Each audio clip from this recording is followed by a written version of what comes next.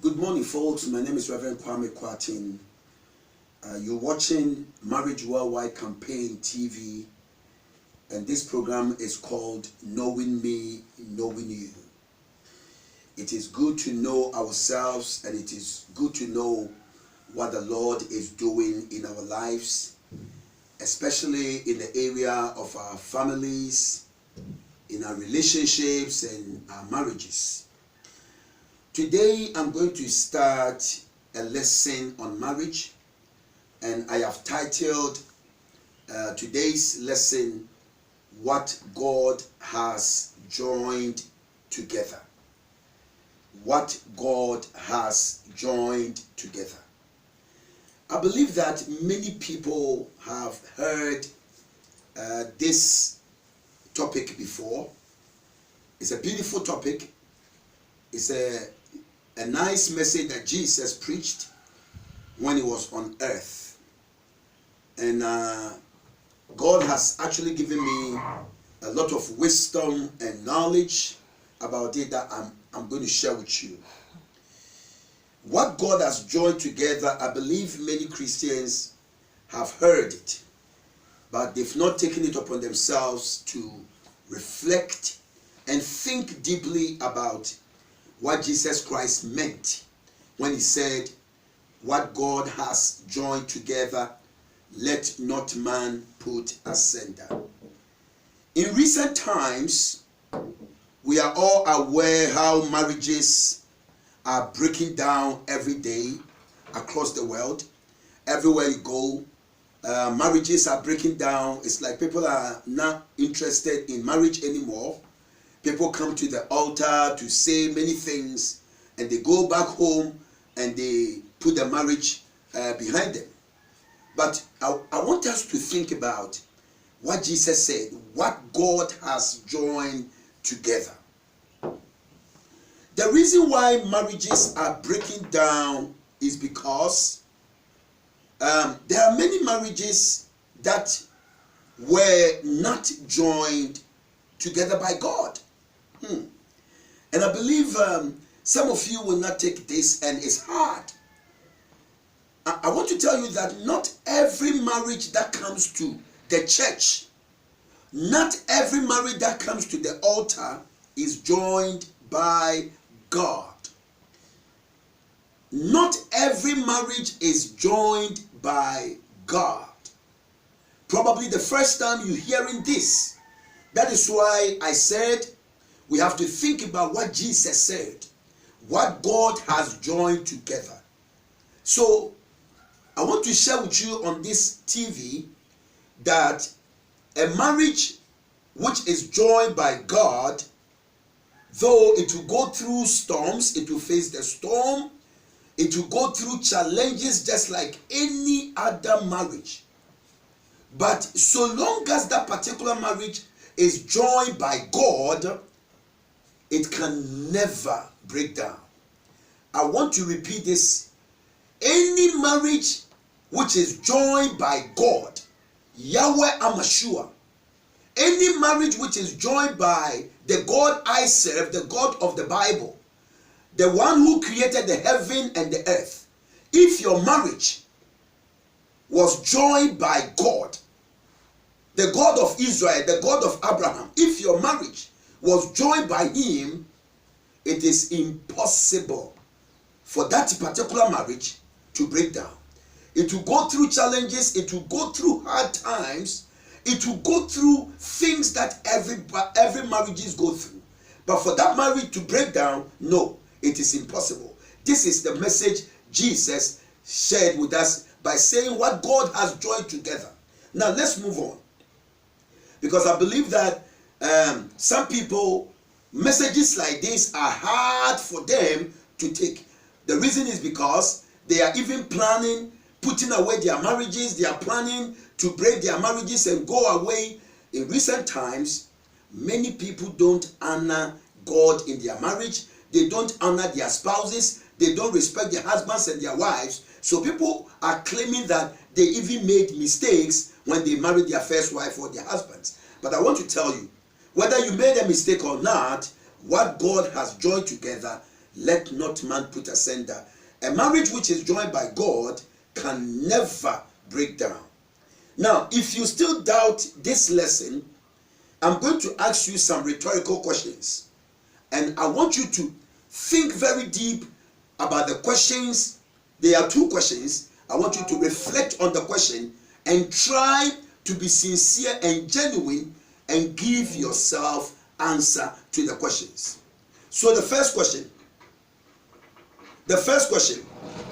who joined your marriage together? I'm not talking about relationship between boy and a girl. I'm talking about married couple. Who joined your marriage together? Is it God or your pastor? I want you to answer this question for me. Number two, how, where, and when was your marriage joined together? Let me say the questions again. Question number one, who joined your marriage together? Is it God or your pastor? How? Question two, how, where, and when was your marriage joined together? Now, if you are able to answer these questions correctly, you will understand the wisdom and the revelation I'm sharing with you this morning. Please, I want you to stop everything you are doing and start thinking about the question and start answering these two questions. If you correctly and sincerely reflect on the questions, you will make a headway. Any marriage which is broken, it wasn't God who joined the couples from the beginning. Sometimes the marriage appeared at the altar, it was in the church, it was the most powerful wedding, but I'm going to share with you how God joins marriages together. So the fact that you bring your marriage to the altar, I beg your pardon, the fact that you bring your wedding to the altar and you brought all the big time men of God, archbishops and bishops and general overseers and prophets and everybody to your wedding doesn't make your wedding joined by God. People need to understand this. The fact that you brought all these giants of faith to your wedding, you were able to connect all the big people in the world to your wedding, doesn't mean that that marriage is joined by God. I'm going to show you and teach you how God joins marriage together. So let's move on. Let me try to answer the two questions I gave to you. Number one, Jesus said, what God has joined together, let not man put asunder. So it means that it is God who joins married couples together and not our pastors or a pastor, an archbishop or a professor, a very reverend or a prophet. Jesus said, what God has joined together, may this be enough unto us.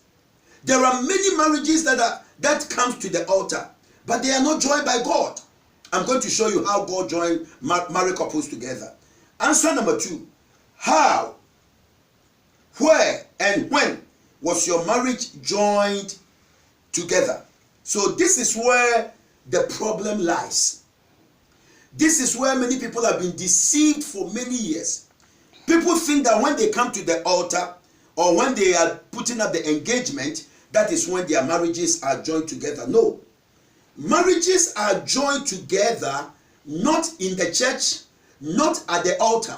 Marriages are joined together by God on the words, the promises that you gave to the woman when you first met the woman, and you said to the man, you said to the woman, I beg your pardon, Cynthia, I will love you, I will cherish you, I will honor you, I will leave the world, I will leave all women, I will leave all men and cleave to you.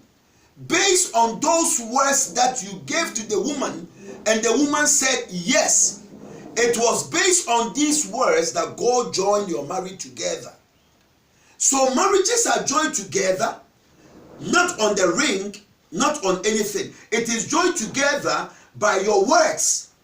So now, if you listen to me, and you have made a promise to a woman that you will love her, you will cherish her, you will keep her, And as you watch me right now, all the promises that you said to the woman, you are not fulfilling it. You are a woman. You promised to love a man, respect and honor him, but you watching me right now, you don't do any of these things. Let me tell you, that marriage is not joined by God. Marriage is joined by God when you continue to be faithful to the words that you gave to yourselves. God joins our marriage based on our promises. That is why somewhere in the Bible it is said that God does not delight himself in the promise of fools. In fact, this is hard to say, but let me tell you, many marriages come to the altar, and the people who come to the altar are fools. Because when God weighs their heart, he knows that the promises they are giving to themselves, they are not going to keep them. So you're watching me this morning, I come to tell you, you're watching Marriage Worldwide Campaign TV, and you're watching Knowing Me, Knowing You. I want to tell you,